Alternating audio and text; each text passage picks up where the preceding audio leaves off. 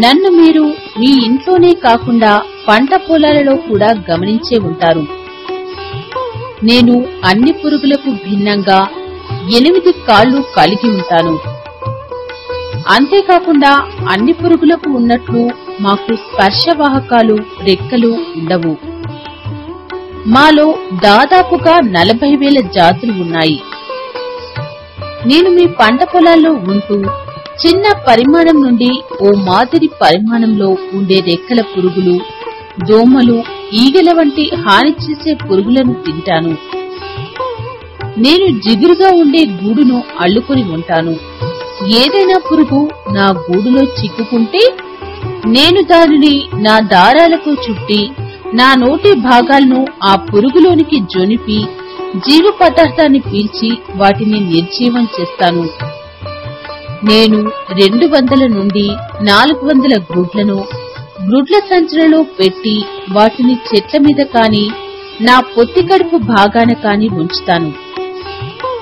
వాటి నుండి 3 వారాలలో చిన్న సాలెపురుగులు 60 నుండి 80 మాత్రమే బయటకు వస్తాయి. కాని అవి చాలా రోజుల వరకు తల్లి సాలెపురుగును అంటుకునే ఉంటాయి. మాలో కొన్ని జాతులు గుడ్లను పెట్టగానే చనిపోతాయి, మరియు కొన్ని జాతులు కేవలం పురుగులకే హానికారకముగా ఉంటాయి. కాని బ్లాక్ విడో, బ్రౌన్ రెక్లూస్ సాలీళ్లు మాత్రం మనుషులకు కూడా హానికరము.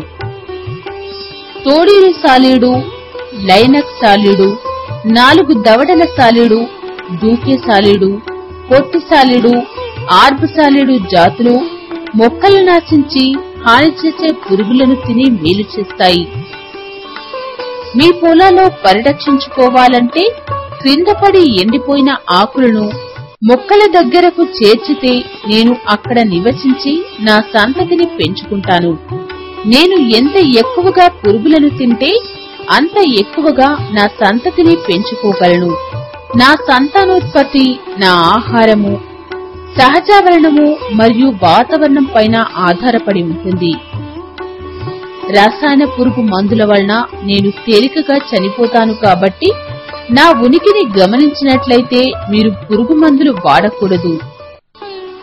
కాబట్టి మీరు పైన తెలిపిన పద్ధతులను పాటిస్తే మీరు నన్ను కాపాడమే కాకుండా మీ పంటలకు హాని చేసే పురుగులను తక్కువ ఖర్చుతో నిర్మూలించగలరు.